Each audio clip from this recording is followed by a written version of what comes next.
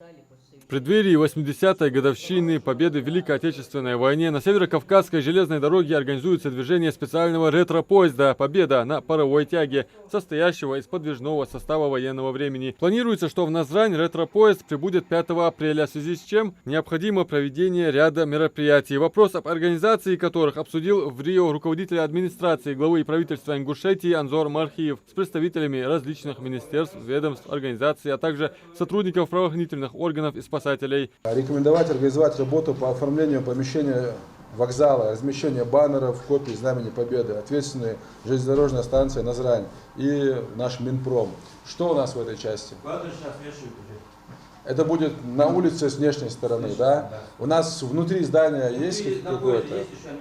Внутри тоже будет делаться.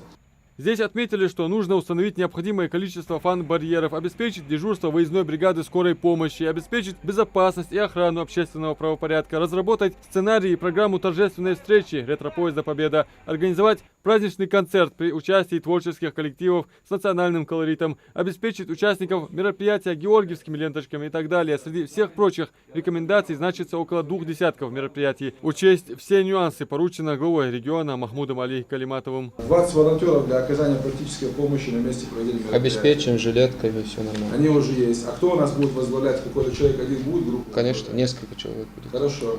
Да. В прошлый раз, когда мы встречали поезд Победы, там немножко другая была специфика, но тем не менее мы по каждому направлению закрепляли человека. То есть кто-то был от администрации, кто-то был, который отвечал за работу волонтеров. Вот здесь тоже тогда будет поезд с утра, чтобы заранее этот человек здесь присутствовал. С кем, на кого подвязать волонтеров? Управление внутренней политики, вся информация вот прям передавайте Алихану Албакову. Хорошо. И дальше уже он будет координировать.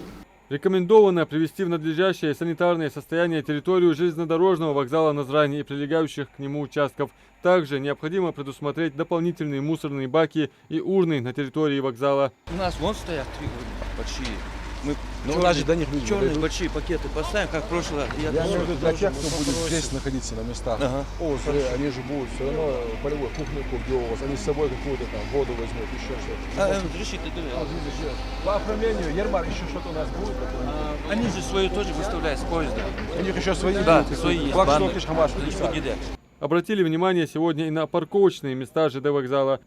Стоянки утром должно быть чисто, а я ездил машиной. Район ходит. В прошлый раз было Это надо слово ДТ согласовать. Доехали, тут машины остались. Слово ДТ согласовать надо. Стоянка пустая должна быть. А Масиевич, хорошо, сколько этих автобусов всего? Если там 200 человек будет, каждый автобус, наверное, примерно 20-30 человек будет помещаться, это примерно будут 7-8 автобусов. Они если встанут, они займут. Да, они закроют нам это. Они Нам закроют всё, вот нам сюда лучше лучше. сюда поставить. А почему, если они там станут, они займут? Парковки, Важно, что уже взяты на контроль все поручения и рекомендации ответственными лицами. А это сотрудники ЖД вокзала, Минкульт и Миннац Ингушетии, региональные МВД и МЧС, а также Управление внутренней политики администрации главы и правительства Ингушетии. Адам Мережков, Сулейман Магушков, Магаз 24.